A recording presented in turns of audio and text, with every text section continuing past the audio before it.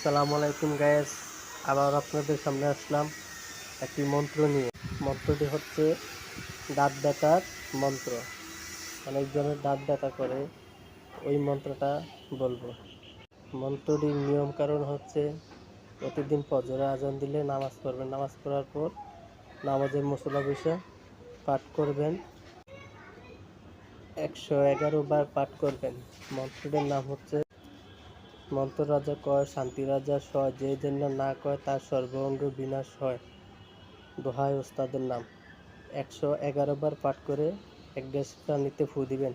ফু দেওয়ার পর ওই পানিটা খেয়ে ফেলবেন। প্রতিদিন পানিটা খাইবেন একবেলা করে।